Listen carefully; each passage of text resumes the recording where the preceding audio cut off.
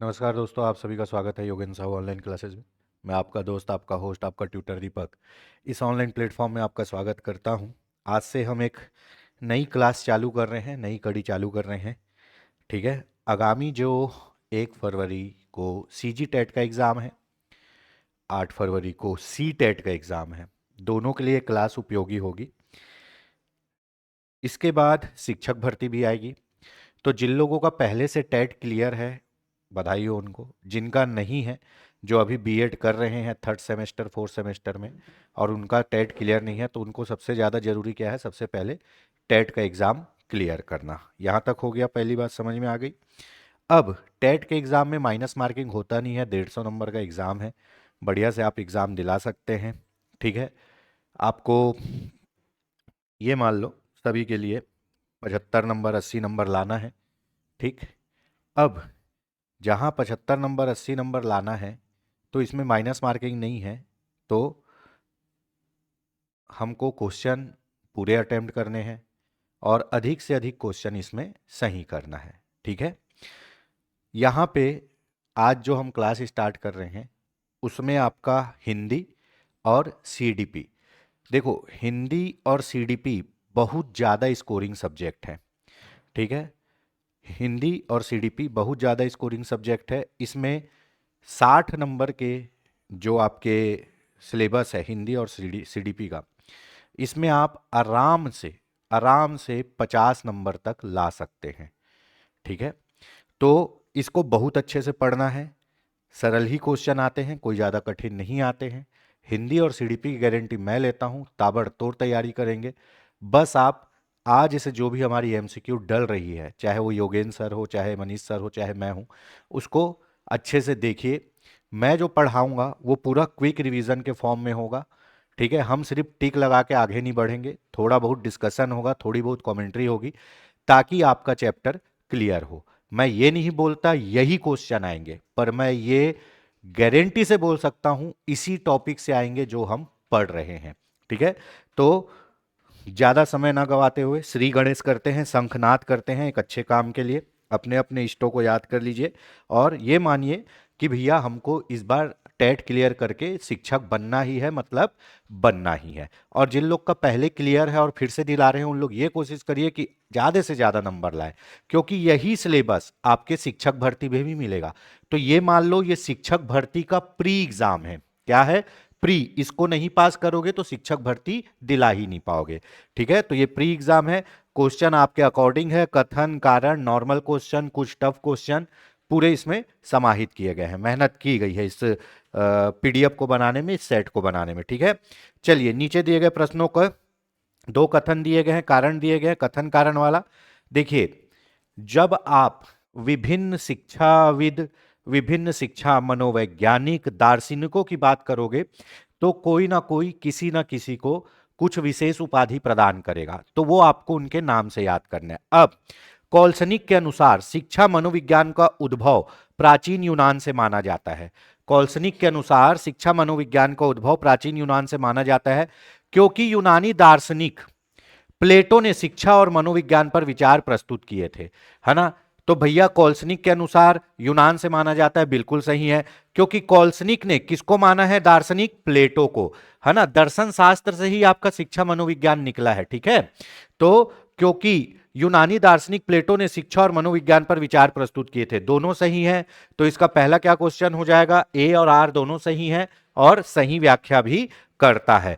इस टाइप के क्वेश्चन हमको थोड़े से करने हैं, ताकि अगर एग्जाम अपना पैटर्न बदलता है, एग्जाम अपना रुख बदलता है, एग्जाम का ऊठ किस करवट बैठता है, ये जब अगर बदलेगा तो इस टाइप के क्वेश्चन आएंगे और वो हमको बनाने हैं। ठीक है।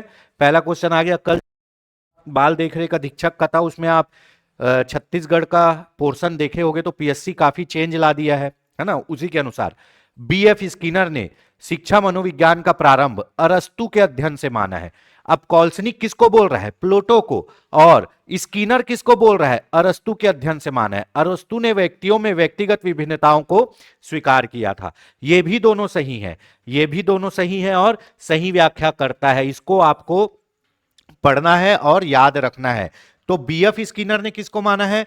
बीएस स्किनर ने अरस्तु को माना है। ठीक है, देखो, हाँ, बीएफ स्किनर ने अरस्तु को माना है और अरस्तु ने व्यक्तियों में विभिन्नता को क्या किया था? स्वीकार किया था। तो उस जमाने में वो व्यक्तिगत विभिन्नता को स्वीकार करके सबको दर्शन की शिक्षा दे रहे थे। और आज हम एनईपी 2020 में बोलते हैं कि व्यक्तिगत विभिन्नता को स्वीकारना है, किसी भी बच्चे को सेपरेट नहीं करना है, अलग नहीं करना है, समावेशी शिक्षा देना है। ठीक है, अगला क्वेश्चन देख लेते हैं। रूसो, है ना, रूसो के जैसे ही भारत में कौन थे? शिक्षाविद बताइएगा, रूसो के जैसे ही प्रकृतिवादी भारत में कौन थे? ठीक है, कमेंट करके बताइएगा। रूसो को शिक्षा मनोविज्ञान का जनक कहा जाता है। रूसो की प्रकृतिवादी विचारधारा में बालक की प्रवृत्ति पर विशेष बल दिया गया है। देखिए, जब आप पुराने वैज्ञानिकों को पढ़ेंगे तो उसमें रूसो को भी शिक्षा मनोविज्ञान का जनक कहा जाता है। ठीक है, थांडाइक को भी बोल दिया जाएगा कभी, है ना, उनकी जो विचारधारा है उसके अनुसार। तो सबसे पहले रूसो थे जो प्रकृतिवादी थे, प्रकृतिवादी थे। देखिए, आज आप सोचते हैं शिक्षा का मतलब ये पेन कापी लेके पढ़ना लिखना, लेकिन पहले के जमाने में शिक्षा का मतलब होता था एक अच्छा व्यक्तित्व बना के समाज में समाज की भलाई करना।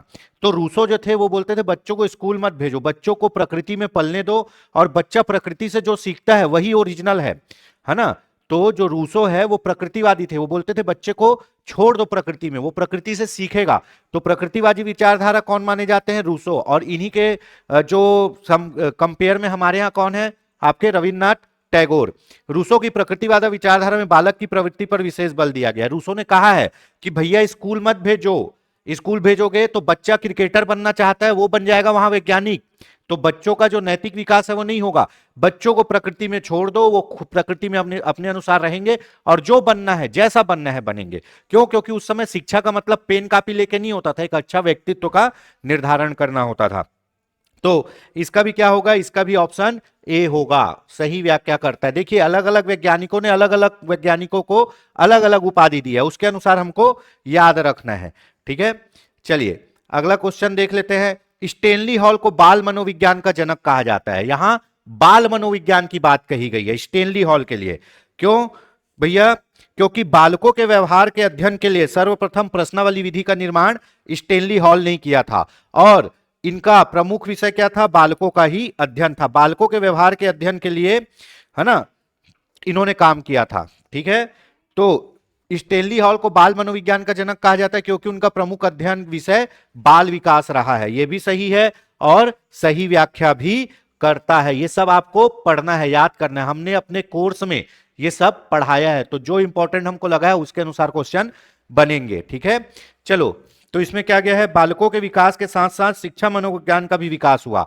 स्टेनली हॉल ने कहा है जैसे जैसे बालक बढ़ा, जैसे जैसे बालकों का विकास हुआ, वैसे वैसे शिक्षा मनोविज्ञान का भी विकास हुआ है।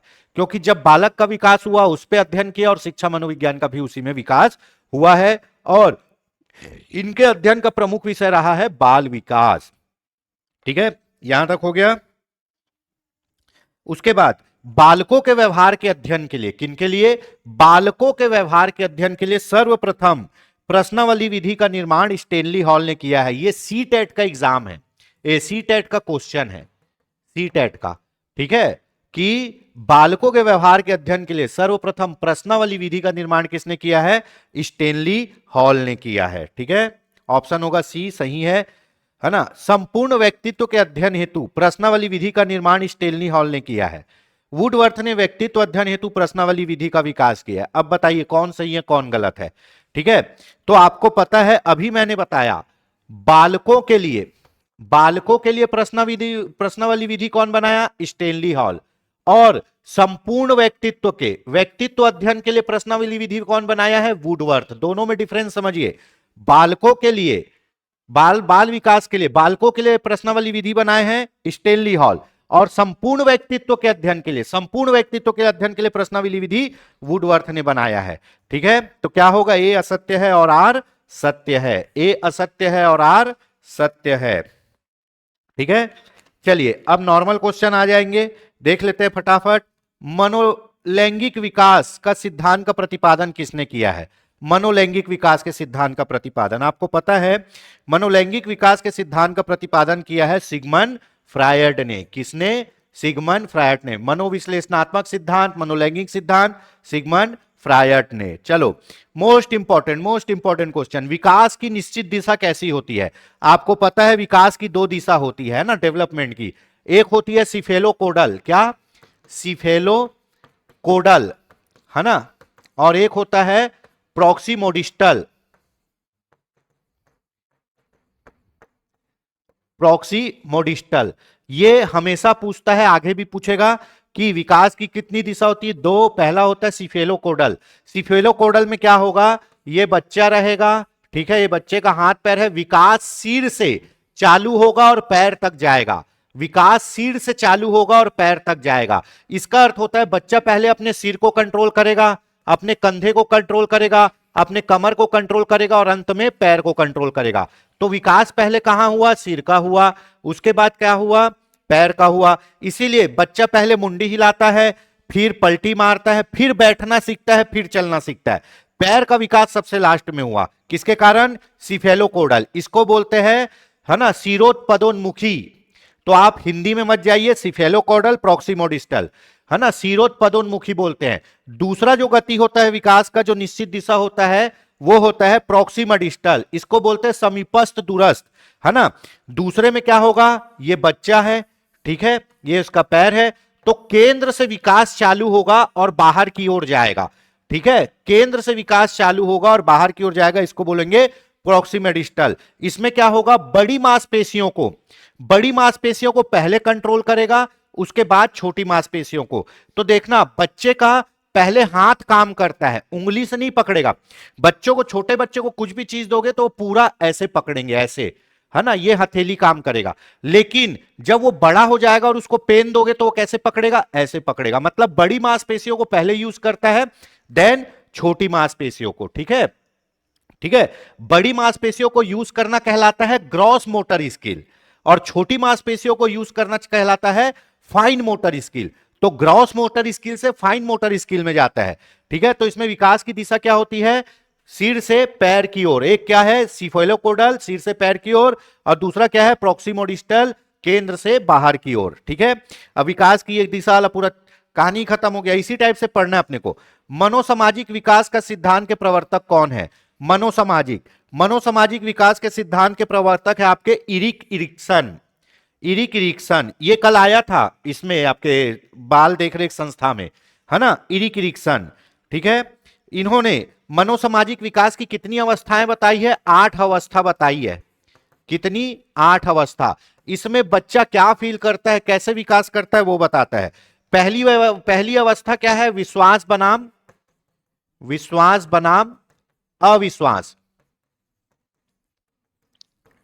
विश्वास बनाम अविश्वास। कब? 0 से 1 वर्ष तक, ठीक है। दूसरा स्वायत्त बनाम क्या? लज्जा, ठीक है, ये 1 से 3 वर्ष तक। तीसरा आएगा पहल बनाम अपराध बोध। ये कब आएगा? 3 से 6 वर्ष वाला। यही 3 से 6 वर्ष में पूछा था, क्या आएगा? 3 से 6 वर्ष में, ठीक है। उसके बाद आएगा परिश्रम बनाम हीनता। क्या आएगा? परिश्रम बनाम हीनता, 6 से 12 वर्ष। ऐसे 8 स्टेज में जाओगे, इसको पढ़ना है, डिटेल में अपन पढ़ा चुके हैं। विश्वास बनाम अविश्वास, ठीक है। जिस बच्चे से माता पिता लोग अच्छे से प्यार करते हो, बच्चा कॉन्फिडेंट होगा। जिस बच्चे को माता पिता लोग अच्छे से प्यार नहीं करेंगे, मारेंगे पीटेंगे, वो बच्चे का कॉन्फिडेंस खत्म है ना। जिस बच्चे को पेरेंट्स कुछ काम करने बोल देंगे, वो बच्चा स्वायत्त होकर काम करेगा। जिसको बार बार टोकेंगे, वो शर्म से नहीं करेगा, है ना।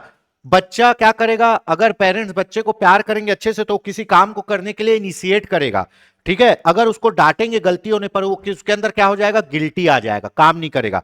तो ऐसे बच्चे का 8 स्टेज बताया गया है, ठीक है, एज के अनुसार, ठीक। तो ये कौन बताया है? इरिक इरिक्सन, मनोसामाजिक विकास का सिद्धांत, 8 अवस्थाएं बताई है। चलो अगला क्वेश्चन देख लेते हैं। कौन सा सूत्र सही है? परिपक्वता प्लस अधिगम विकास, परिपक्वता इंटू अधिगम विकास, विकास प्लस अधिगम इंटू परिपक्वता, है ना। परिपक्वता प्लस विकास अधिगम क्या है? ठीक है, तो इसमें जो सही है वो है आपका परिपक्वता प्लस अधिगम इक्वल टू विकास, है ना। देखिए आपके जो जीन प्याजे हैं या फिर एक और वैज्ञानिक है, नाम याद नहीं आ रहा है, इन लोग बोलते हैं, ठीक है, कि जैसे जैसे परिपक्वता आती है वैसे वैसे क्या होता है, अधिगम होता है, और अधिगम से ही क्या होता है, विकास होता है।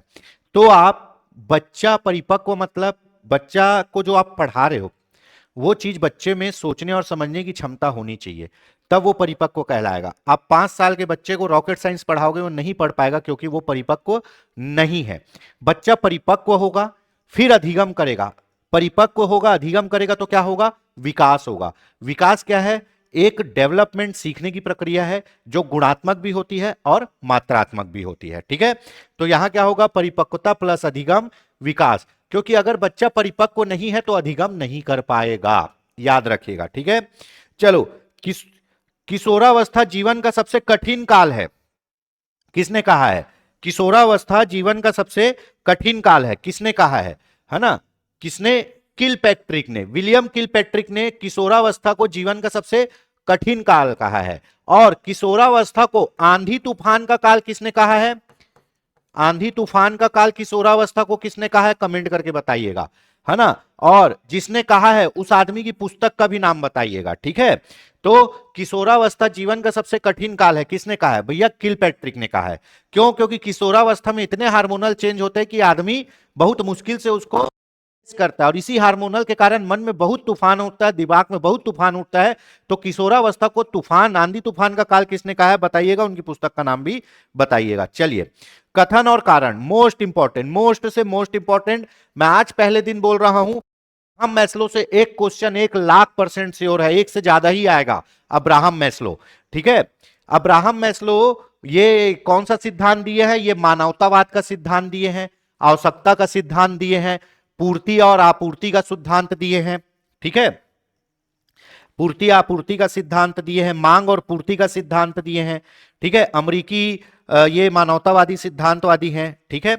चलिए, आत्मसिद्धि की आवश्यकता, मैस्लो की आवश्यकता पदानुक्रम में सबसे ऊपर होती है, बिल्कुल सही। आत्मसिद्धि की आवश्यकता सबसे ऊपर होती है। आत्मसिद्धि की आवश्यकता केवल तभी उभरती है जब व्यक्ति की सभी निम्न स्तरीय आवश्यकताएं पर्याप्त रूप से संतुष्ट हो जाती है, यह भी सही है, ठीक है। तो इसमें क्या होगा, ए और बी दोनों सही है और इसकी सही व्याख्या करता है। अब मैं 2 मिनट का समय लेके आपको 2 मिनट में अब्राहम मैस्लो रिवाइज करा देता हूं, बाद के क्वेश्चन आपके बन जाएंगे। अपने पढ़ाने का तरीका यही है, क्विक रिवीजन फॉर्मेट में, ठीक है। अपने यहां ये नहीं है कि जो पढ़ रहा है वही सीखेगा, भैया जो नहीं पढ़ रहा है उसको भी सिखाना है, ठीक है, सबको साथ लेके चलना है। चलो देख लेते हैं अब्राहम मैस्लो जी का, ठीक।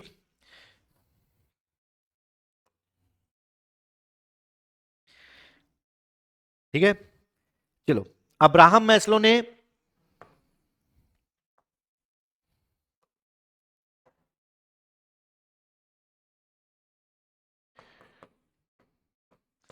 अब्राहम मैस्लो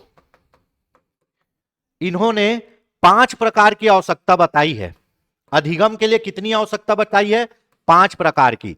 अब्राहम मैस्लो बोलते हैं आदमी कुछ चीज तभी सीखता है जब उसको जरूरत होती है, आवश्यकता होती है, नहीं तो वो कुछ नहीं सीखने वाला। बात बहुत हद तक सही भी है, ठीक है। अब्राहम मैस्लो बोलते हैं अधिगम के लिए जरूरी है कि आदमी को कुछ आवश्यकता हो, उसको कुछ जरूरत हो, तभी वो सीखेगा। तो 5 टाइप की जरूरत बताई है और ये जिंदगी का सार भी है। यही अब्राहम मैस्लो के फॉर्मेट में चलता है आपका मध्याह्न भोजन योजना। क्या चलता है, मध्याह्न भोजन योजना, ठीक है। तो अब्राहम मैस्लो की पहली आवश्यकता जो होती है, पहली आवश्यकता होती है वो है शारीरिक आवश्यकता, है ना, शारीरिक आवश्यकता। इसमें क्या आएगा जी, इसमें आएगा भूख, प्यास, है ना, नींद, ठीक है। दूसरा आवश्यकता क्या है, दूसरा आवश्यकता है सुरक्षा की आवश्यकता। क्या, सुरक्षा। इसमें क्या आएगा, घर, है ना, परिवार, ये सब आएगा, आदमी सुरक्षित रहेगा। तीसरी आवश्यकता क्या है, तीसरी आवश्यकता है सम्मान। क्या, सम्मान। इसमें क्या चाहिए, इसमें उसको चाहिए, है ना, बीवी बच्चे, बीवी परिवार, ठीक है, ये सब आएगा। तो ये तीनों आवश्यकता को कहा गया है निम्न स्तरीय आवश्यकता। क्या कहा गया है, निम्न स्तरीय आवश्यकता। इसके बाद चौथा आएगा आत्मसम्मान, आत्मसम्मान। अब जब आदमी के पास ये तीनों हो जाएगा तो इसमें क्या होगा, वो समाज में सम्मान का पाने के लिए काम करेगा। ठीक है, जब समाज में सम्मान भी पालेगा तो पांचवी और अंतिम अवस्था क्या होगी, पांचवी और अंतिम अवस्था होगी आत्मसिद्धि। क्या? आत्मसिद्धि। इसमें वो क्या करेगा, दूसरों के लिए काम करेगा, दूसरों के लिए काम करेगा, दान करेगा, दक्षिणा करेगा। ठीक है, तो याद रखना शुरू के जो तीन है उसको निम्न स्तरीय आवश्यकता बोलते हैं, और ये निम्न स्तरीय आवश्यकता पूरी होगी तभी ये दोनों आवश्यकता पूरी कर पाएगा। ये निम्न स्तरीय आवश्यकता पूरी नहीं हुई तो जिंदगी भर इसी में भिड़ा रहेगा, ये दोनों काम करेगा ही नहीं। अब आदमी पढ़ता क्यों है, सीखता क्यों है, अधिगम क्यों करता है? अपनी आवश्यकताओं को पूरी करने के लिए। तो सबसे पहले होते हैं शारीरिक आवश्यकता। याद रखना आदमी का जब तक पेट नहीं भरे रहेगा उससे कुछ नहीं होने वाला। तो शारीरिक आवश्यकता में क्या आएगा, भूख, प्यास, नींद, ये सब जो शारीरिक कार्य है। अब शरीर आ गया, शरीर का पेट भर गया, सब चीज हो गया, तो अपने को क्या चाहिए, रहने के लिए घर चाहिए, रहने के लिए घर चाहिए, सुरक्षा चाहिए कि कोई मेरे को मारे पीटे मत, अच्छे से रहूं, घर में रहूं। तो वो क्या हो गया, सुरक्षा की आवश्यकता हो गई। अब अपने यहां घर भी, अपना पेट भी भरा है, घर भी आ गया, तो अब अपने को क्या चाहिए, प्यार चाहिए। तो प्यार में क्या आएगा, परिवार, प्यार, घर, ये सब आएगा। तो इसमें क्या होगा, अपना सम्मान आएगा कि हाँ भाई मैं जिनके साथ रहता हूं, जिनके लिए कुछ करता हूं, मेरा सम्मान कर रहे हैं। तो ये हो गई सम्मान की आवश्यकता।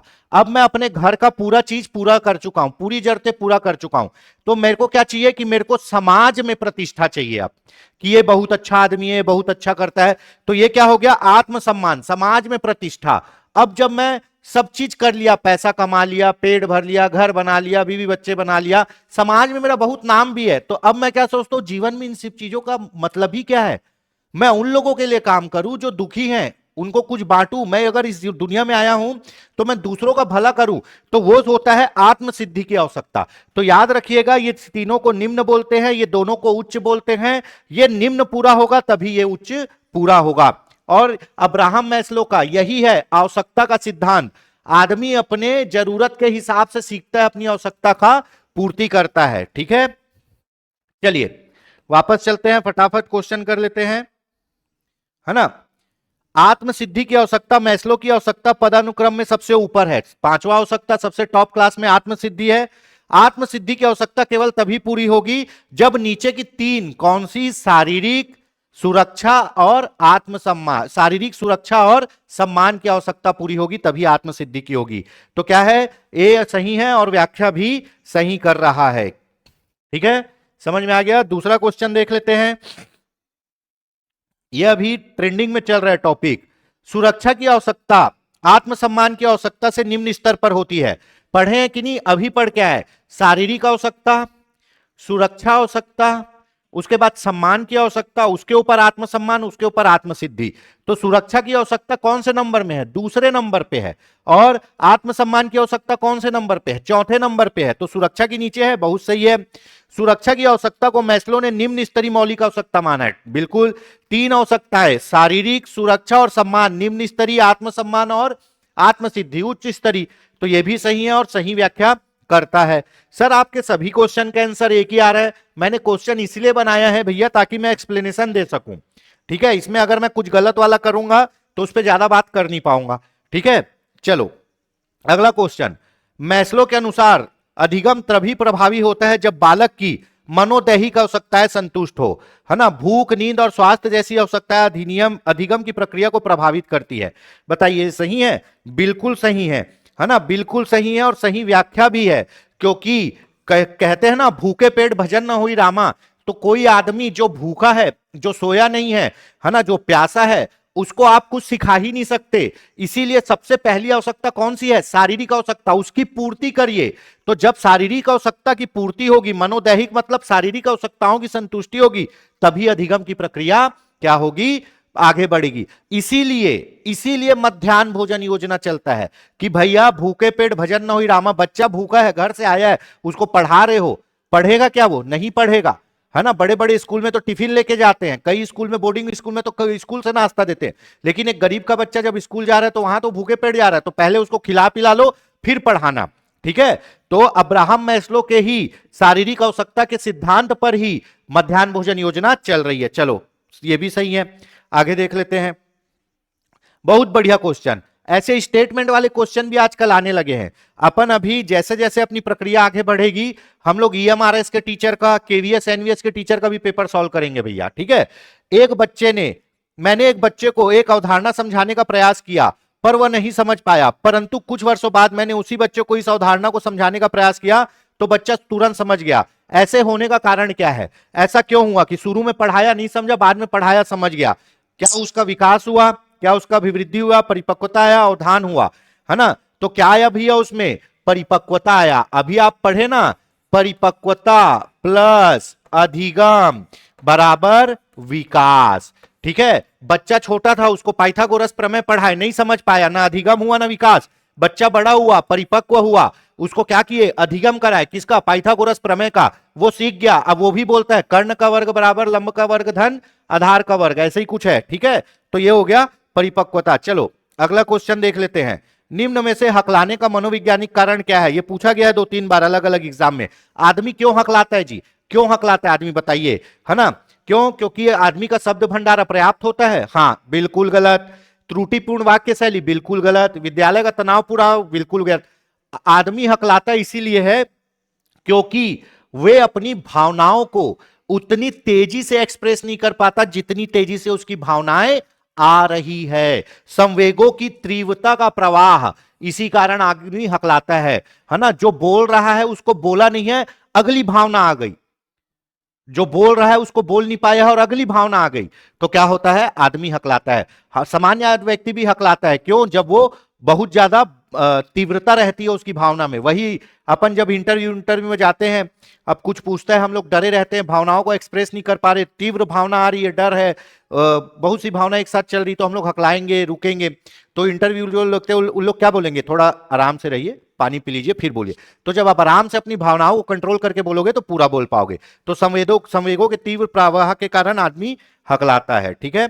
अगला क्वेश्चन, सामाजिक अधिगम का सिद्धांत किसने प्रतिपादित किया था? बताइए भाई, सामाजिक अधिगम का सिद्धांत। सामाजिक अधिगम का सिद्धांत अल्बर्ट बंडूरा ने। किसने? अल्बर्ट बंडूरा ने, ठीक है। सामाजिक अधिगम का सिद्धांत प्रतिपादित किया था। बंडूरा का कौन सा कॉन्सेप्ट था? बेबोडॉल। एक बच्ची को पिक्चर दिखाते, कौन से? प्यार वाली। तो बच्ची अपनी गुड़िया के साथ प्यार करती है, फिर उस बच्ची को पिक्चर दिखाते हैं सेवा वाली, तो अपनी गुड़िया को खाना खिलाती है, नहलाती, सेवा करती है।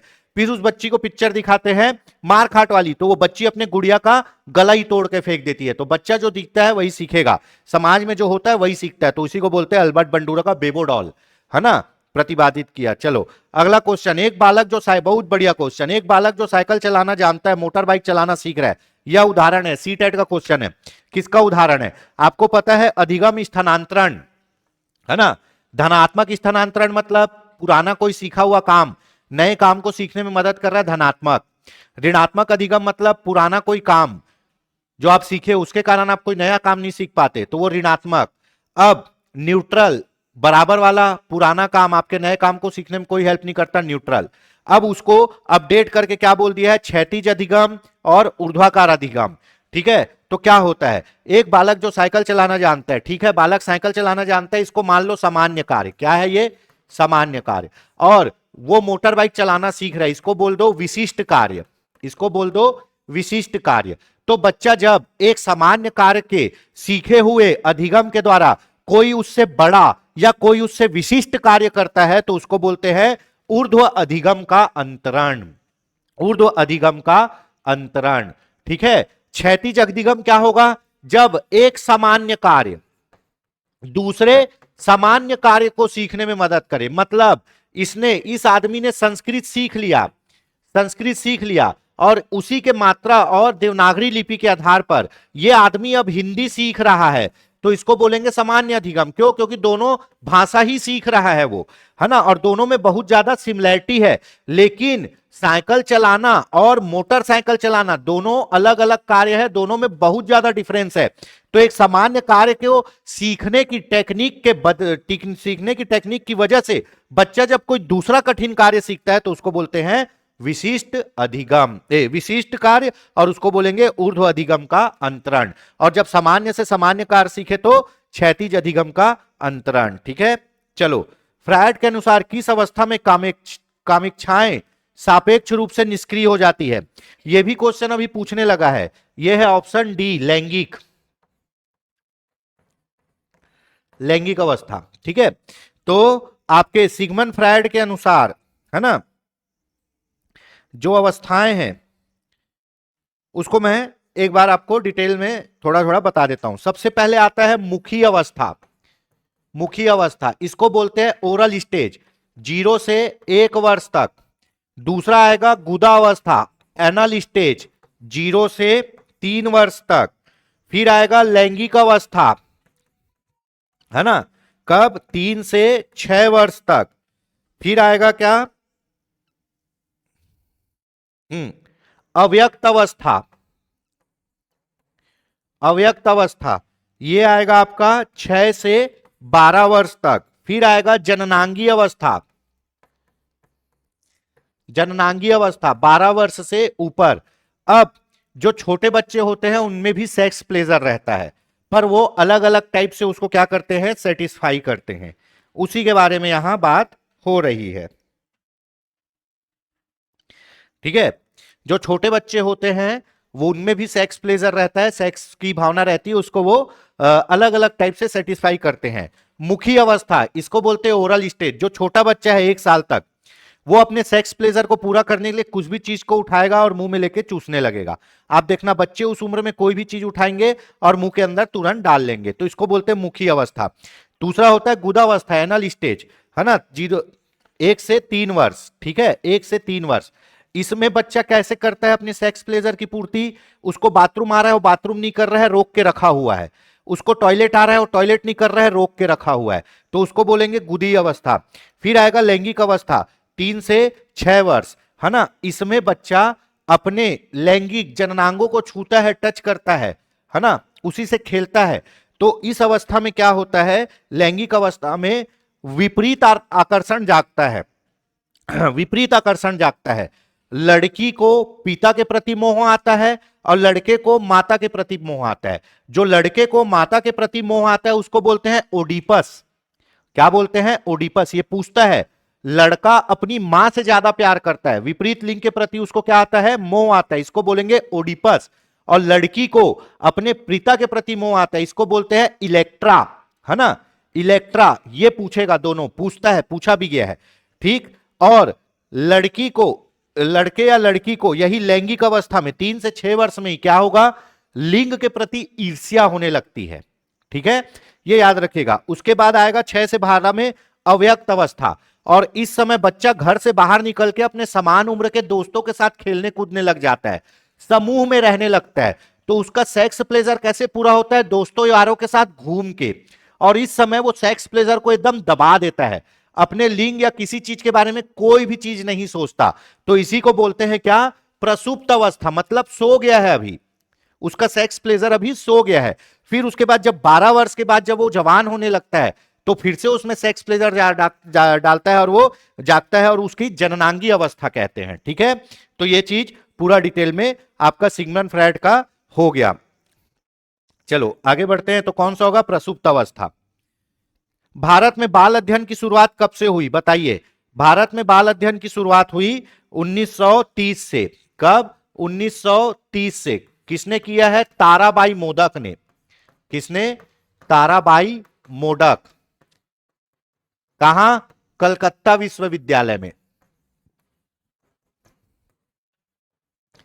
कलकत्ता विश्वविद्यालय में। ठीक है, चलिए अगला क्वेश्चन देख लेते हैं फटाक से। किस अवस्था को अजीबोगरीब अवस्था कहा जाता है? ठीक है, आपका तूफानों का काल आप पढ़ लिए, किशोरावस्था। अजीबोगरीब अवस्था किसको कहा जाता है? अजीबोगरीब अवस्था कहा जाता है शैशव अवस्था को। शैशव अवस्था को अजीबोगरीब अवस्था। फ्रायड के अनुसार मन की संरचना की सही कोटि है। बताइए, मन कितने प्रकार के, मन की संरचना कैसी होती है? बताइए। बहुत इंपॉर्टेंट है भैया, बहुत इंपॉर्टेंट। इसमें तो बहुत लंबा क्लास हो जाएगा, तब भी शॉर्ट में बताता हूं, है ना। इसका ऑप्शन होगा ऑप्शन बी, इदम। इदम, इदम ये क्या होता है? ये बदमाश होता है, ये बदमाश होता है और तत्काल, तत्काल संतुष्टि चाहता है।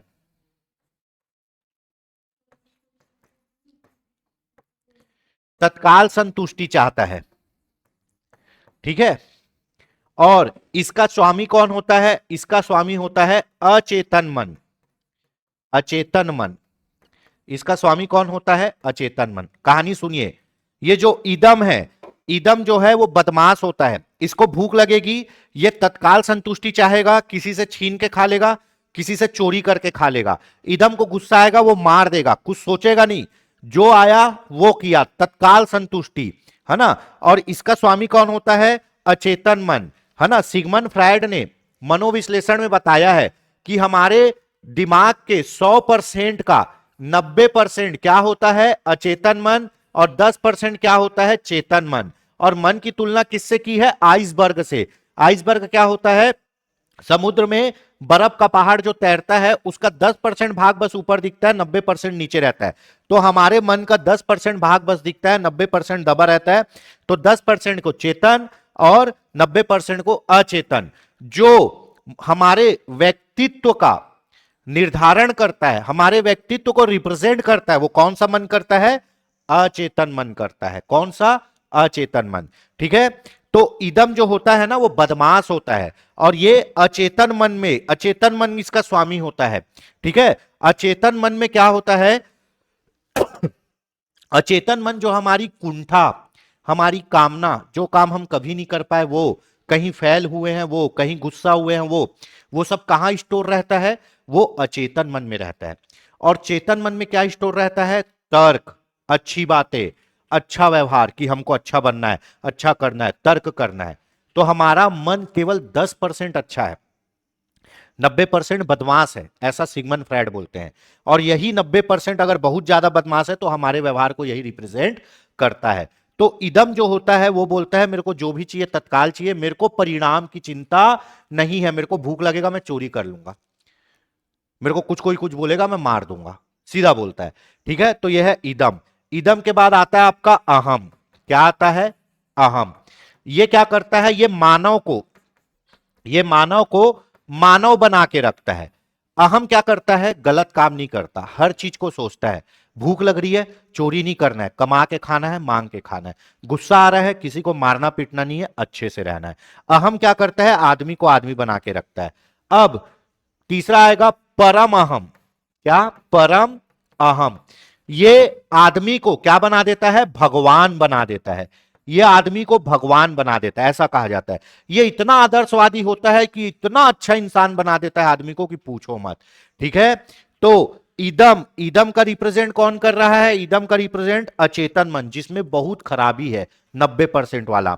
और परम अहम का जो बहुत अच्छा है उसको कौन रिप्रेजेंट करेगा? चेतन मन, क्योंकि चेतन मन हमारे यहां क्या करता है काम? वो अच्छी अच्छी बातों को स्टोर करता है, ठीक है।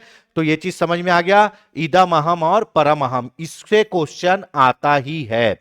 इदम बदमाश है, त्वरित त्वरित संतुष्टि चाहता है, इसके लिए वो कुछ भी कर लेगा। अहम इंसान को इंसान बना के रखता है, सोचता है गलत नहीं करना है, ऐसा नहीं करना, वैसा नहीं करना। परम अहम इतना अच्छा होता है कि वो इंसान को भगवान बना देता है, आदर्शवादी बना देता है, ठीक है। तो इसमें क्या हो गया? Option B. चलिए अगला देख लेते। व्यक्तित्व का मनोविश्लेषणात्मक सिद्धांत किसने प्रतिपादित किया? तो व्यक्तित्व का मनोविश्लेषणात्मक सिद्धांत आपका सिगमंड फ्रायड ने प्रतिपादित किया है। चलो, फ्रायड ने मन की कितनी अवस्था बताई है? बताइए, फ्रायड ने मन की कितनी अवस्था बताई है? अभी पढ़ रहे हैं। फ्रायड ने मन की बताई है 3 अवस्था। फ्रायड ने मन की बताई है 3 अवस्था। पहला है चेतन अवस्था, चेतन अवस्था। दूसरा है अर्ध चेतन, अर्ध चेतन या अवचेतन, अवचेतन अवस्था। तीसरा है अचेतन अवस्था, है ना। अब चेतन मन होता है 10%, अर्ध चेतन मन होता है 0%, और 90% क्या होता है? अचेतन मन। अचेतन मन ही क्या होता है? हमारे व्यक्तित्व का निर्धारण करता है। अचेतन मन में हमारी कामना, कुंठा, दुख, जो काम कभी नहीं कर पाए, जितना गलत चीजें सब स्टोर है। चेतन मन में क्या है? चेतन मन में तर्क, तर्क और अच्छी बातें रहती है, ठीक है। ये हमको उचित अच्छा व्यवहार करने के लिए प्रेरित करती है। अर्धचेतन और चेतन मन, ये दोनों की बीच की स्थिति है, ठीक है। इसमें क्या है? जो चीजें हम भूल गए हैं, इसका बता रहा हूं अभी अचेतन का। जो चीजें हम भूल गए, जो हमारे दिल में बचा है, वो दब गया, वो कहां चले गया? अचेतन में। चेतन में क्या है, जो प्रेजेंट में है और अच्छी बातें हैं। अर्धचेतन और चेतन में क्या होता है, ये दोनों के बीच की कड़ी है, दोनों में ऊपर नीचे होते रहता है। अब मैंने मैंने अपना चश्मा रखा और भूल गया, चश्मा रखा और भूल गया, कहां रखा हूं मेरे को याद नहीं आ रहा है चश्मा, ठीक है। तो ये बात कहां चले गई, अचेतन मन में चले गई। जितनी कुंठाएं, भूलना, पुरानी इच्छा कहां रहती है, अचेतन मन में, ठीक है। चश्मा रखा और भूल गया, लेकिन जब मैंने चेतन मन का यूज किया, किसका, चेतन मन का, और याद किया मैं चश्मा कहां रखा हूं, रिवाइव किया और मेरे को याद आ गया मैं चश्मा अलमारी में रखा हूं, तो ये जो बात अचेतन मन में चले गई थी वो उठ के कहां चले गई, सीधा चेतन मन में, है ना। तो ये क्या होता है, इसी को बोलते हैं अवचेतन मन, दोनों की बीच की कड़ी। कुछ चीज भूल गए हो और उसके बाद वो याद आ जाता है, तो वो कहलाता है क्या, अवचेतन मन, ठीक है। 0% होता है ये।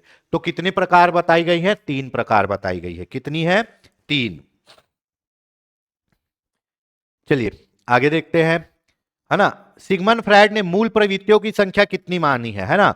अब आपको पता है मैकडूगल ने, किसने, मैकडूगल ने कितनी मूल प्रवृत्ति बताई है। हर मूल प्रवृत्ति के पीछे एक संवेग होता है, 14 मूल प्रवृत्ति बताई है। अगर अभी यहीं पे 14 रहता ना तो आप लोग 14 मार देते ऑप्शन। सिगमंड फ्रायड ने मूल प्रवृत्तियां कितनी बताई है, भैया सिगमंड फ्रायड ने 2 बताई है। लेवल ऊपर लेके चलना है अपने को। 2 मूल प्रवृत्ति बताई है ना। पहली मूल प्रवृत्ति क्या है, जीवन मूल प्रवृत्ति, क्या, जीवन मूल प्रवृत्ति। सिगमंड फ्रायड की पहली मूल प्रवृत्ति जीवन मूल प्रवृत्ति। दूसरी क्या है, मृत्यु मूल प्रवृत्ति, क्या, मृत्यु मूल प्रवृत्ति, ठीक है। अब जीवन मूल प्रवृत्ति क्या होती है, जीवन मूल प्रवृत्ति में वो सब काम जो आप जिंदा रहते हुए करते हो, जैसे प्रेम, है ना, प्रेम, काम, भूख, प्यास, नॉर्मल काम जो आप जिंदा रहते हुए करते हो, जीवन मूल प्रवृत्ति। मृत्यु मूल प्रवृत्ति में क्या करते हो, आप विनाशकारी काम करते हो, है ना। कौन सा काम, विनाशकारी काम, ठीक है, विनाशकारी काम। मृत्यु मूल प्रवृत्ति में पूरा विनाशकारी काम होता है। अब ये गलत काम कर रहे हैं, मतलब इस मन, ये कौन से मन में आ जाएगा, अचेतन मन में आ जाएगा। तो अचेतन पूरे विनाशकारी काम करवाएगा। इवन आत्महत्या करने की इच्छा भी मृत्यु मूल प्रवृत्ति के अंतर्गत आती है। किसी को मारने पीटने की इच्छा भी मृत्यु मूल प्रवृत्ति के अंतर्गत आती है। जीवन मूल प्रवृत्तियों में आप नॉर्मल जीवन जीते हो, ठीक है। तो ऐसे 2 मूल प्रवृत्ति बताई गई, किसके अनुसार, सिगमंड फ्रायड के अनुसार। शिक्षा में विकास को लेकर फॉब्रेल का प्रमुख योगदान क्या है, फॉब्रेल, आपको पता है फॉब्रेल क्या है, बालवाड़ी, किंडरगार्टन से संबंधित है। चलो अब बुद्धि, बुद्धि से तो मतलब 1 से 2 क्वेश्चन 1,00,000% श्योर है। बुद्धि एक जन्मजात एवं प्राकृतिक शक्ति है, बहुत सही। याद रखना, बुद्धि एक जन्मजात शक्ति है, इसको अर्जित नहीं किया जा सकता, इसको बाहर से एक्योर नहीं किया जा सकता और बाहर से अंदर अपने आप नहीं डाल सकते, एक जन्मजात शक्ति है, ठीक है। तो याद, अब इसमें स्टेटमेंट क्या है, बुद्धि एक जन्मजात और प्राकृतिक शक्ति है, बिल्कुल सही। बुद्धि को प्रशिक्षण और अभ्यास द्वारा प्राप्त किया जा सकता है, गलत। अगर जो बच्चा डिटेल में नहीं पढ़ेगा वो इसको भी सही मार देगा। याद रखना, बुद्धि एक जन्मजात शक्ति है जिसको केवल क्या किया जा सकता है, विकसित किया जा सकता है और परिवर्तित किया जा सकता है। अब आपके अंदर 10% बुद्धि है तो बाहर से आप 20% इसमें और नहीं डाल सकते, इसको प्रशिक्षण और अभ्यास द्वारा प्राप्त नहीं किया जा सकता। तो ऑप्शन क्या होगा, ए सही है, आर असत्य है, ऑप्शन सी, ठीक है। ए सही है, आर असत्य है, ऑप्शन सी, ठीक। अगला क्वेश्चन, बुद्धि व्यक्ति को जटिल समस्याओं को सरल बनाने में सहायता करती है, बिल्कुल। बुद्धि अमूर्त तर्क की योग्यता प्रदान करती है, एब्स्ट्रैक्ट रीजनिंग, बिल्कुल सर सही। देखो बुद्धि क्या होती है, सेट ऑफ कैपेबिलिटीज होती है, कॉम्प्लेक्स सेट ऑफ कैपेबिलिटीज, बहुत सी क्षमताओं का एक जटिल समूह बुद्धि कहलाता है। बुद्धि ही हमको वातावरण में समायोजित करने में सहायता करती है, बुद्धि ही हमको निर्णय लेने में सहायता करती है, बुद्धि के द्वारा ही हम ज्ञान का उपयोग करते हैं, बुद्धि के द्वारा ही हम तर्क करते हैं, ठीक है। तो बुद्धि हमारे समस्या को समाधान करती है, बिल्कुल सही है। और बुद्धि के द्वारा ही हम क्या करते हैं, तर्क करते हैं, रीजनिंग करते हैं, ये भी सही है, ठीक है, सही है और सही व्याख्या करता है, ठीक है। चलिए याद रखना, बुद्धि परिवर्तनशील है और बुद्धि विकासशील है, पर बुद्धि को आप बढ़ा नहीं सकते, ठीक है, उसको परिवर्तित और विकसित कर सकते हो। बुद्धि एक जन्मजात शक्ति है, इसको बाहर से अर्जित नहीं किया जा सकता। बुद्धि के विकास पर वातावरण का सर्वाधिक प्रभाव पड़ता है। वंशानुक्रम का बुद्धि पर केवल नाम मात्र का प्रभाव पड़ता है। ठीक है, अब जो विकास है उसका फॉर्मूला क्या होता है ना, वातावरण इंटू वंशानुक्रम इक्वल टू क्या होता है, विकास होता है। ठीक है, अब बुद्धि की बात हो रहा है तो बुद्धि के विकास पर वातावरण का सर्वाधिक प्रभाव पड़ता है, एकदम सही। अगर आप आइंस्टाइन के बच्चों को भी, है ना, ऐसे बच्चों के साथ रखोगे जो अच्छे से नहीं पढ़ते, अच्छे से नहीं रहते, तो वो भी वैसे ही हो जाएगा। तो आपका बुद्धि कितना डेवलपमेंट होगा ये आपके वातावरण पर निर्भर करता है। इसीलिए बोलते हैं अच्छे लोगों की संगति करो। वंशानुक्रम का बुद्धि पर केवल नाम मात्र का प्रभाव पड़ता है, ये भी सही है ना। कोई जरूरी नहीं है कि एक साइंटिस्ट का बेटा साइंटिस्ट बने और उतना ही होशियार हो जितना पापा थे। तो वंशानुक्रम का नाम मात्र का प्रभाव पड़ता है। अधिकांश प्रभाव किसका पड़ता है, वातावरण का। इसका बेस्ट एग्जांपल आप हमारे भूतपूर्व राष्ट्रपति जो थे एपीजे अब्दुल कलाम को देख लो। किस परिवार में पैदा हुए, तो क्या वो अपने परिवार जैसे ही रह गए, नहीं। वंशानुक्रम का प्रभाव पड़ा क्या, नहीं। वो वातावरण का प्रभाव पड़ा, वो ऐसे वातावरण में पले बढ़े, अपने आप को रखे कि वो एक साइंटिस्ट बने और आगे जाके क्या बने, भारत के राष्ट्रपति बने। तो याद रखना, आप जिनके साथ रहोगे आप वैसे ही बनोगे। तो बुद्धि के विकास पर वातावरण का सर्वाधिक प्रभाव पड़ता है, वंशानुक्रम का नाम मात्र का। दोनों सही है परंतु व्याख्या सही नहीं है। अब इसको जोड़ते कैसे है, जब ये नीचे वाला कारण ऊपर वाले कथन पर डिपेंड हो तब दोनों जुड़ते हैं। यहां ये अलग स्टेटमेंट है, ये अलग स्टेटमेंट है। ठीक है, तो ऑप्शन होगा ऑप्शन बी। चलिए आगे देख लेते हैं। बालक एवं बालिकाओं की बुद्धि में कोई अंतर नहीं होता, बुद्धि का लिंग निर्धारण से कोई संबंध नहीं होता। अब आदमी ऐसी क्वेश्चन में फंस जाता है। बिल्कुल, हम लोग क्या सोचते हैं, हाँ भाई लड़के ज्यादा होशियार होते, लड़कियां नहीं होती। ऐसा बिल्कुल नहीं है। बालक एवं बालिकाओं की बुद्धि पर कोई अंतर नहीं होता, बिल्कुल सही है। और बुद्धि का लिंग निर्धारण से भी कोई संबंध नहीं होता, यह भी सही है ना। लिंग निर्धारण में बुद्धि का कोई योगदान नहीं है। और बालक और बालिका की बुद्धि में कोई अंतर नहीं होता, सेम ही होती है। जो जितना सीख गया वो उतना सीख गया। अब यहां लिंग निर्धारण बोल रहा है, बालक बालिका बोल रहा है, ये इससे संबंधित है, तो सही व्याख्या करता है। ठीक है, चलो अगला क्वेश्चन। 18 वर्ष तक बुद्धि का लगभग पूर्ण विकास हो जाता है। हाँ भाई, 16 से 18 वर्ष तक बुद्धि का पूर्ण विकास हो जाता है। 6 वर्ष तक बुद्धि का 85 से 90% विकास हो जाता है। बुद्धि का विकास जन्म से किशोरावस्था के अंत तक होता है, बिल्कुल सही। इसी समय जो सीख गया वो सीख गया, और ये क्या है, सही है और सही व्याख्या करता है। क्योंकि उसके बाद आप सीखते नहीं हो, केवल बढ़ रहे हो आगे। चलो, डिस्ग्राफिया संबंधित है। डिस्ग्राफिया किससे संबंधित है, ग्राफ बनाना। ग्राफ बनाना मतलब लिखना। तो डिस्ग्राफिया किससे संबंधित है, लेखन संबंधी विभाग से। ठीक है, गणिती को क्या बोलते हैं, डिस्कैलकुलेटिया, है ना। और डिसलेक्सिया किसको बोलते हैं, पठन संबंधी विकार को। ठीक है, और व्यवहारगत को क्या बोल देंगे, ऑटिज्म। ठीक है, चलिए अगला क्वेश्चन। समस्यात्मक बालक नहीं है, ये समस्यात्मक है ना, समस्यात्मक बालक नहीं है। मंद बुद्धि, झूठ बोलने वाला, चोरी करने वाला, माता पिता का कहना ना मानने वाला। समस्यात्मक बालक कौन होता है जी, जो अधिगम में समस्या पैदा करता है, अधिगम को रोकने का प्रयास करता है, वो बच्चा होता है समस्यात्मक बालक। तो समस्यात्मक बालक कौन नहीं है, मंद बुद्धि वाला नहीं है। मंद बुद्धि वाला बच्चा है स्लो लर्नर। क्या है ये, स्लो लर्नर, धीरे सीखने वाला बालक। बाकी झूठ बोलने वाला, चोरी करने वाला, माता पिता का कहना ना मानने वाला, मारपीट करने वाला, ये सब समस्यात्मक बालक होते हैं। ठीक है, चलो अगला क्वेश्चन। अधिगम अक्षमता शब्द का सर्वप्रथम प्रयोग किसने किया, अधिगम अक्षमता शब्द का सर्वप्रथम प्रयोग किसने किया, है ना। तो अधिगम अक्षमता शब्द का सर्वप्रथम प्रयोग किया है आपका सैमुअल क्रिक ने। किसने, सैमुअल क्रिक ने। कब, 1963 में, 1963 में। ठीक है, इन्होंने कहा अधिगम अक्षमता एक मनोवैज्ञानिक और जैविक समस्या है। ठीक, चलो। एम्बिडेक्स व्यक्ति वे होते हैं जो, बहुत बढ़िया क्वेश्चन आया हुआ क्वेश्चन है सीटेट में। एम्बिडेक्स, एम्बिडेक्स व्यक्ति कौन होता है बताइए कमेंट करके फटाक से। एम्बिडेक्स व्यक्ति कौन होता है, एम्बिडेक्स व्यक्ति वो होता है जो दोनों हाथों का समान रूप से उपयोग कर सकता है। ठीक है, 3 इडियट देखे हो ना, 3 इडियट में जो प्रिंसिपल रहता है वो दोनों हाथों से लिखते रहता है। तो ऐसा व्यक्ति जो किसी काम में दोनों हाथों का उसी तरह उपयोग कर सके, उसी फाइन आर्ट से उपयोग कर सके, वो कहलाते हैं एम्बिडेक्स व्यक्ति। इनके माइंड बहुत शार्प होते हैं, जो दोनों हाथों का एक साथ बिना बाधा के यूज कर लेते हैं। दोनों हाथों का यूज करने के लिए आपका मिरर टेस्ट, जो मिरर पास अलोंग क्या क्या जो टेस्ट किए ना अपन लोग बीएड में, वो होता है। तो दोनों हाथों का समान रूप से यूज करने वाले आदमी कौन होते हैं? एम्बिडेक्स। ये कुल जनसंख्या का लगभग 1% होते हैं। कुल जनसंख्या का लगभग 1% व्यक्ति के पास ये टैलेंट होता है। कौन कौन था इसमें एम्बिडेक्स व्यक्ति? कौन थे? लिनियार्डो दा विंची, लिनियार्डो दा विंची। दूसरे कौन थे? Nicholas Tesla, Nicholas Tesla. और कौन थे? आइंस्टाइन, ठीक है, आइंस्टाइन थे। और कौन थे? Benjamin Franklin. कौन थे? Benjamin Franklin. और भारत में कौन थे? रविन्द्रनाथ टैगोर, रविन्द्रनाथ टैगोर। और कौन थे? बहुत हद तक एपीजे अब्दुल कलाम जी भी थे, अपने दोनों हाथों का यूज कर लेते थे।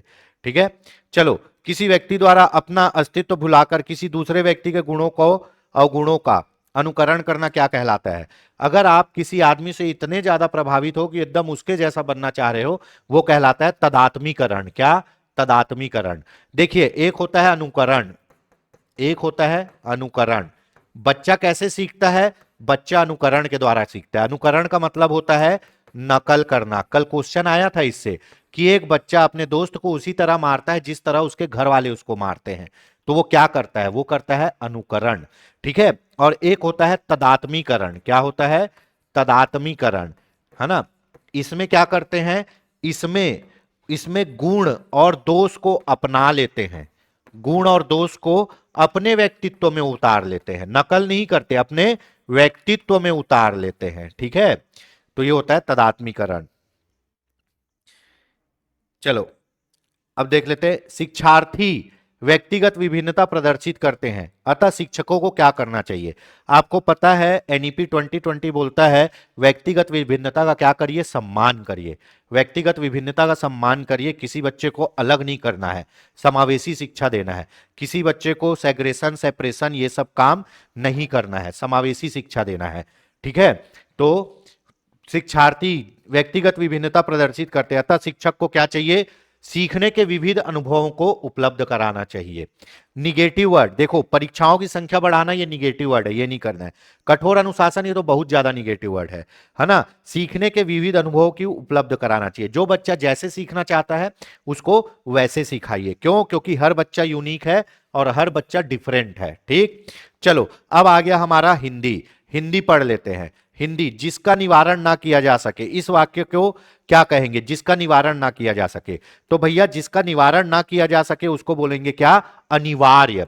अब आपको बोलेंगे ना कि क्या है, आपको बोलता है, आपको जब भी आप एग्जाम दिलाने जाते हो एडमिट कार्ड में लिखे रहता है कि मूल पहचान पत्र लाना अनिवार्य है।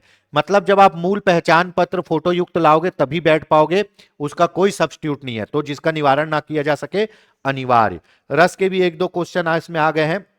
संचारी भावों की संख्या कितनी मानी गई है रस में? हमारे यहां रस में संचारी भावों की संख्या 33 मानी गई है। कितनी मानी गई है? 33।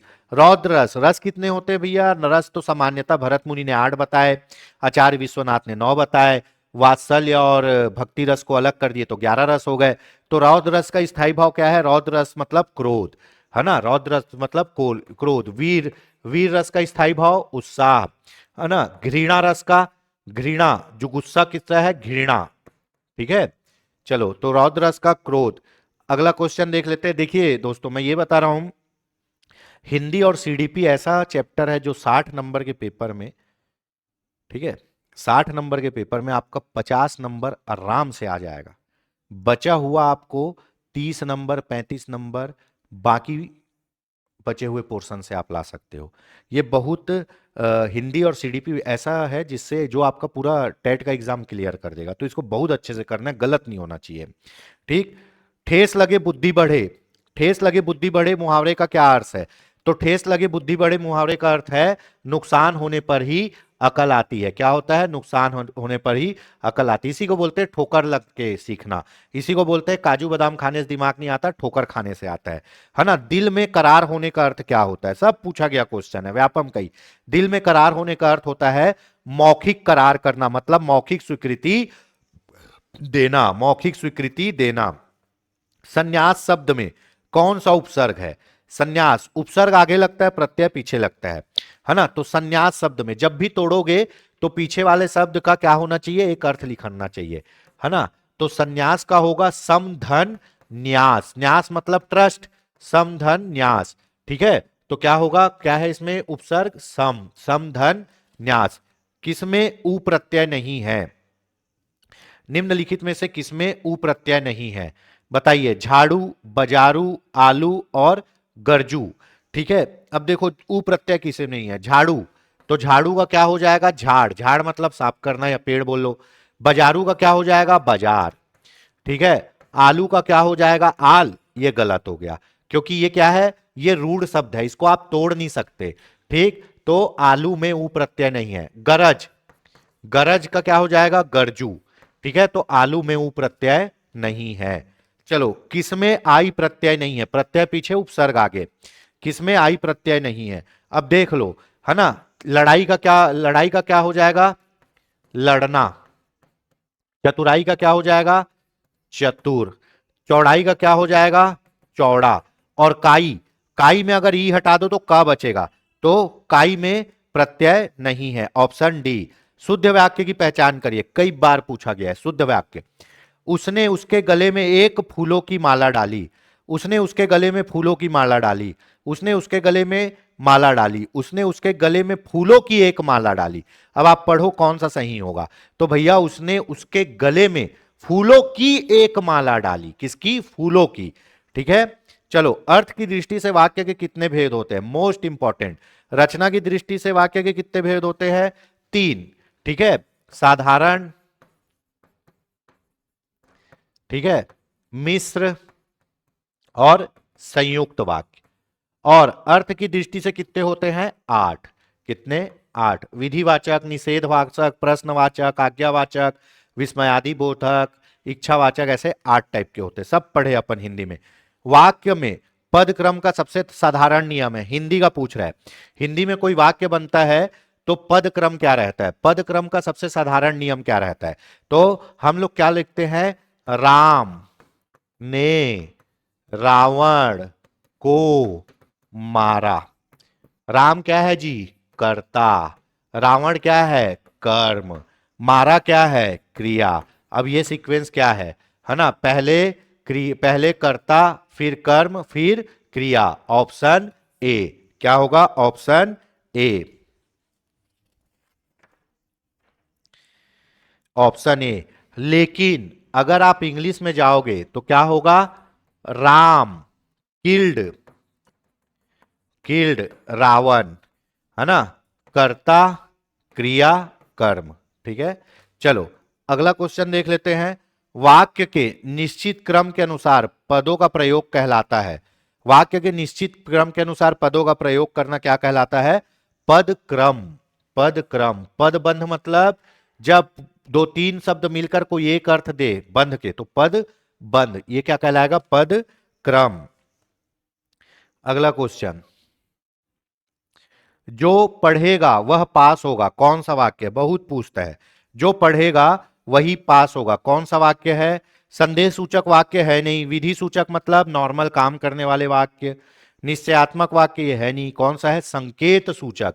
ये संकेत दे रहा है, जो पढ़ेगा वही पास होगा, संकेत दे रहा है ना। और लिखा ऐसा, ऐसे लिखे रहता, काश मैं पास हो जाता, तो ये होता आपका विस्मयादि बोधक वाक्य, है ना। तो ये कौन सा है? जो पढ़ेगा वह पास होगा, संकेत सूचक वाक्य। ठीक, वाक्य की न्यूनतम इकाई क्या होती है भैया? बताइए। ये सब यही क्वेश्चन पूछते हैं, वाक्य की न्यूनतम इकाई क्या होती है? तो वाक्य की न्यूनतम इकाई होती है आपका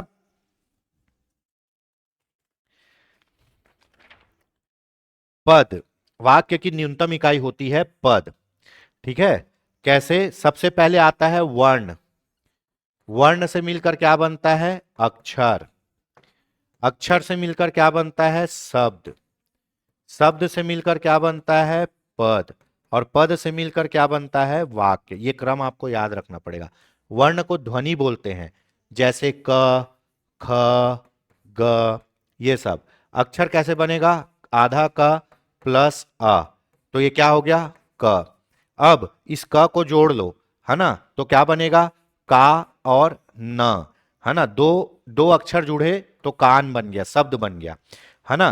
अब पद बोल दो, क्या, मेरा कान, ये एक पद हो गया, ठीक है। अब वाक्य बना लो, है ना, मेरा कान बहुत सुंदर है, ठीक है। तो ये होता है, तो वाक्य की न्यूनतम इकाई है पद, है ना। और शब्द की न्यूनतम इकाई क्या है, शब्द की भी पूछ देता है। शब्द की न्यूनतम इकाई क्या होता है, शब्द की न्यूनतम इकाई होती है वर्ण या ध्वनि, वर्ण या ध्वनि, ठीक है।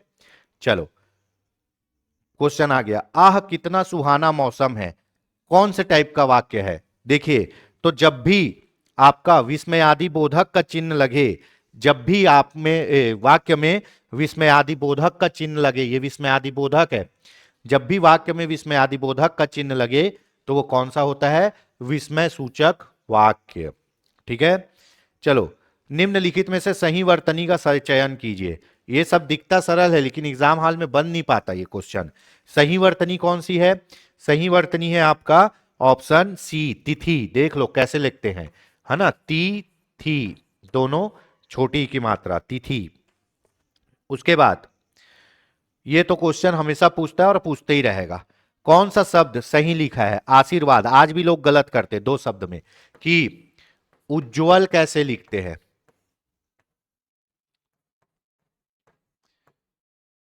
ठीक है। तो उज्जवल, उ आधा जा फिर वह फिर ला, ऐसे लिखते हैं। वैसे ही आशीर्वाद कैसे लिखते हैं, अब देखो ये हो गया आशीर्वाद, और एक ऐसे लिखाएगा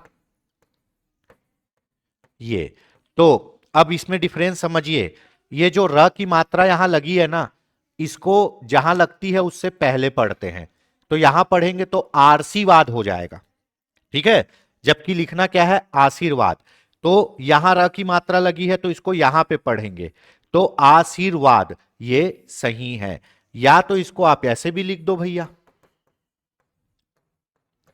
ये लो, है ना। अब ये आधार अगर मात्रा लगाना है तो यहां लगाओगे, जहां पढ़ा जाता है, जहां लिखा जाता है उसके पहले पढ़ा जाता है, आशीर्वाद। तो आशीर्वाद कहां पे है भाई, देख लो, ऑप्शन बी। कौन सा, ऑप्शन बी, ठीक। 54, और युक्ति में भी अंतर है। अतिशयोक्ति कैसे लिखते हैं, ये बहुत लोगों का गलत हुआ है जब एग्जाम में आता था। तो अतिशयोक्ति आधा सा यूज करते हैं, नहीं, क्या होता है, पूरा सा। अतिशयोक्ति, अति, ये स पूरा रहेगा, स्योग आधा का और टी, अतिशयोक्ति, ऑप्शन बी। और अपन प्रोनाउंसिएशन करते हैं तो ये आधा सा में ही प्रोनाउंसिएशन कर देते हैं, ऑप्शन होगा ऑप्शन बी। चाय किस भाषा का शब्द है, ये हमेशा पूछता है, भाषा वाला शब्द कौन से भाषा से आया, क्या है, इसको भी अच्छे से पढ़ना है अपने को। एक दो क्वेश्चन इससे गिरेंगे, 30 क्वेश्चन का वेटेज है, मतलब लमसम क्वेश्चन आएंगे। चाय किस भाषा का शब्द है, अधिकतर लोग अंग्रेजी बोल देंगे, नहीं, चाय चीनी भाषा का शब्द है। वैसे ही ऑटो रिक्शा, है ना, ऑटो रिक्शा कौन से भाषा का शब्द है, ये जापानी भाषा का शब्द है, ठीक है। अनानास पुर्तगाली भाषा का शब्द है, आल्पिन पुर्तगाली भाषा का शब्द है। बढ़िया, अब मजा आएगा क्वेश्चन में। तत्पुरुष समास के उदाहरण को चिन्हित कीजिए। तत्पुरुष समास, अब देखो, ठीक है, दशानन और पंचमुखी, है ना, पंचमुखी दशानन, गिनती है 10 आनन का समूह, है ना। पंचमुखी, तो ये क्या हो जाएगा, द्विगु भी हो जाएगा, द्विगु, ग से गुणा, ग से गिनती, पंचमुखी दशानन। अब दशानन को आप बहुब्री भी बोल सकते हो, है ना, पंचमुखी को भी बहुब्री बोल सकते हो, पंचमुखी आपके हनुमान जी भी होते हैं। भाई और बहन कौन सा है, द्वंद्व, द्वंद्व समास है, योजक चिन्ह है। माखन चोर का क्या होगा, माखन को चुराने वाला। तत्पुरुष समास में पूरे 8 कारक पर सर्ग विभक्ति पढ़ते हम लोग, तो माखन को चुराने वाला। कर्ता ने कर्म को, कौन सा, कर्म तत्पुरुष समास हो गया, ऑप्शन ए। ये सब अपन अपने क्लास में बहुत जबरदस्त तरीके से डिटेल में पढ़ा है, तबाही पढ़ा है ना। हथकड़ी का समासिक विग्रह निकालिए, ये सब में फंसता भी आदमी जो नहीं पढ़ा है। समास में आपका तत्पुरुष समास, द्वंद्व समास, अव्ययी भाव, यही ज्यादा पूछता है। हथकड़ी का समासिक विग्रह बताइए। तो हथकड़ी के लिए क्या होगा? हाथ के लिए कड़ी। हाथ में कड़ी नहीं भैया, हाथ के लिए कड़ी। ठीक है, हाथ को बांधने के लिए कड़ी, हथकड़ी। तो हाथ के लिए कड़ी, यहां के लिए परसर्ग विभक्ति आ रहा है, तो ये क्या हो जाएगा? संप्रदान। संप्रदान तत्पुरुष समास हो जाएगा। ठीक है, नाम भी पूछेगा ऐसे डिटेल में। चलो अगला क्वेश्चन देख लेते हैं। ठीक, धर्म विमुख का सामाजिक विग्रह बताइए। धर्म विमुख है ना, मतलब मुंह मोड़ लेना। इसका क्या होगा? धर्म से विमुख।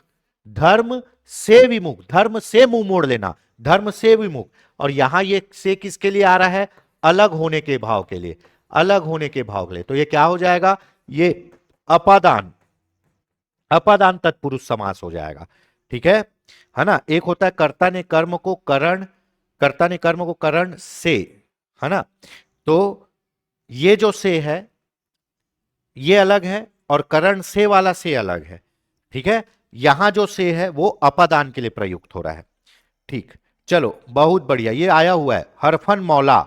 हरफन मौला में कौन सा समास है?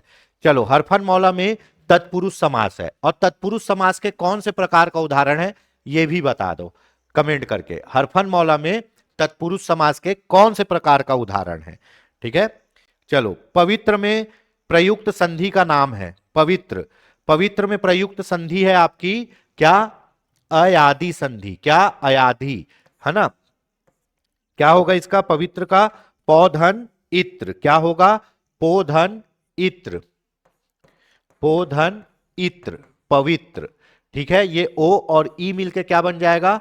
वी में बन जाएगा। ठीक है, राजाज्ञा। राजाज्ञा का सही संधि विच्छेद बताइए। राजाज्ञा, राजाज्ञा का संधि विच्छेद में आप थोड़ा सा कंफ्यूज हो सकते हो, लेकिन अपने को लिखना है राजा धन आज्ञा। राजा धन आज्ञा, है ना। और यहां भी बड़ा मात्रा है, यहां भी बड़ा मात्रा, तो क्या होगा? दीर्घ स्वर संधि। ठीक है, चलो अब राजा धन आज्ञा ऑप्शन बी। संधि कितने प्रकार की होती है? ठीक है, संधि कितने प्रकार की होती है? अगर इस यहां पे नॉर्मल 5 ऑप्शन देता तो कुछ लोग 5 भी लगा देते, लेकिन संधि 3 ही प्रकार की होती है। स्वर संधि, व्यंजन संधि, विसर्ग संधि। उसके बाद स्वर संधि के प्रकार अलग हैं। ठीक है, तो संधि 3 प्रकार की होती है। ये सब क्वेश्चन अब पूछे थे बीच में एडीआई किसी में, तो चलो इसको भी समाहित कर लेते हैं। ठीक है, संधि 3 प्रकार की होती है। उसके बाद द्विज का अभिप्राय नहीं है। ये सब बहुत पूछे जाने वाले क्वेश्चन है, फ्रीक्वेंटली आते हैं। द्विज मतलब होता है 2 बार जन्म लेने वाला। द्विज मतलब होता है 2 बार जन्म लेने वाला, 2 बार जन्म लेने वाला। ठीक है, अब चंद्रमा आधे महीने घटता है, आधे महीने बढ़ता है, 2 बार जन्म लेता है, द्विज। ठीक है, पक्षी पहले अंडे में आता है फिर बाहर निकलता है, 2 बार जन्म लेता है। ब्राह्मण भी 2 बार जन्म लेता है। कैसे? आपका एक बार पैदा होता है, एक बार जनेऊ संस्कार, समझने के लिए। तो द्विज का मतलब तीनों होता है, अर्क मतलब नहीं होता द्विज। ऑप्शन बीज, ऑप्शन बी, द्विज का अभिप्राय क्या नहीं है? अर्क। चलो बहुत बढ़िया क्वेश्चन। नाग शब्द का एक अर्थ होता है सर्प, नाग शब्द का दूसरा अर्थ क्या होता है? नाग शब्द का दूसरा अर्थ होता है हाथी। क्या होता है? हाथी। ठीक है, बहुत बढ़िया क्वेश्चन। जिसकी समस्त कामनाएं पूर्ण हो, जिसकी समस्त कामनाएं पूर्ण हो उसको क्या बोलेंगे? पूर्ण कामना। गलत। जिसकी समस्त समस्त कामनाएं पूर्ण हो उसको बोलेंगे आप्त काम। क्या बोलेंगे? आप्त काम। जिसकी समस्त कामनाएं पूर्ण हो, आप्त काम। और जिसकी काम के लिए जो आतुर है, कामातुर। और जो बहुत जल्दी, ये अभी पूछा था उसमें, कोई एग्जाम में पूछा था ये, क्षणभंगुर। मेरे ख्याल से टीचर एग्जाम में ही पूछा था, केवीएस एनवीएस किसी के में पूछा था, क्षणभंगुर, जो तुरंत नष्ट हो जाता है ना। भंगुर मतलब कमजोर, क्षण भंगुर मतलब जो तुरंत नष्ट हो जाता है। तो जो बरसात की पानी की बूंदे है ना, बरसात की पानी की बूंदों को कहा जाता है क्षण भंगुर। गिरेगी बूंद बने, बरसात के पानी के बुलबुले, बरसात के पानी के बुलबुले को कहा जाता है क्षण भंगुर। जैसे ही बरसात का पानी जमीन में गिरेगा, बुलबुला बनेगा, तुरंत ऊपर पानी गिरेगा, वो फट जाएगा, क्षण में खत्म हो जाएगा, तो क्षण भंगुर। ठीक है, जिसकी समस्त कामनाएं पूरी हो, आप्त काम। तो दोस्तों ये हमारा आज का पहला सेट था सीडीपी और हिंदी का। लेवल के क्वेश्चन है, यकीन मानिए रिवीजन ताबड़तोड़ होने वाली है। और मैं ये भी बोल रहा हूं, अभी हमारे पास 10 से 11 दिन है, बढ़िया सेट लाएंगे, कोशिश करेंगे एक संयुक्त क्लास लेने की, जिसमें मनीष सर भी हो, मैं भी हूँ, योगेंद्र सर भी हो, और पूरे एक जो आपका सिलेबस है उसको कवर कराए 1.5 से 2-3 घंटे में, जो भी हो सके। तो लाइव क्लास की भी अपन कोशिश अभी कर रहे हैं। और बहुत से कुछ वीडियो में मैंने देखा कि बहुत से लोगों ने पूछा कि दीपक सर अभी कहाँ है, तो मैं अभी जो बाल देखने का दीक्षक था उसका क्लास ले रहा था, तो उपलब्ध नहीं हो पा रहा था। अब अपन पूरी 10 दिन तैयारी करेंगे किसकी, आपके सीजी टेट की। यूट्यूब में जितना अपने से हो सकेगा हमारे स्टूडेंट के लिए हमने बिल्कुल प्रोवाइड कराएंगे। यकीन मानिए बहुत अच्छा पेपर आएगा और बहुत अच्छे से आपका सीजी टेट क्लियर भी होगा और आप आगे शिक्षक भर्ती के लिए एलिजिबल भी होगे। तो दोस्तों, जिनका सीजी टेट क्लियर नहीं है बिल्कुल इसको हल्के में मत लेना, क्योंकि अगर फेल हो गए तो शिक्षक भर्ती आने के बाद भी फॉर्म नहीं भर पाओगे। ठीक है, तो बने रहिए योगेंद्र साहू ऑनलाइन क्लासेस के साथ। दोस्तों, हमारी क्लास के द्वारा शिक्षक भर्ती की भी क्लास चलाई जा रही है। तो अगर आपको क्लास के संबंध में कोई भी जानकारी चाहिए तो आप संस्था के दिए गए मोबाइल नंबर पर संपर्क कर सकते हैं। मिलते हैं नए वीडियो में। जय हिंद, जय भारत, जय छत्तीसगढ़। वीडियो को लाइक करिएगा, चैनल को सब्सक्राइब करिएगा और बने रहिएगा योगेंद्र साहू ऑनलाइन क्लासेस के साथ। जय हिंद।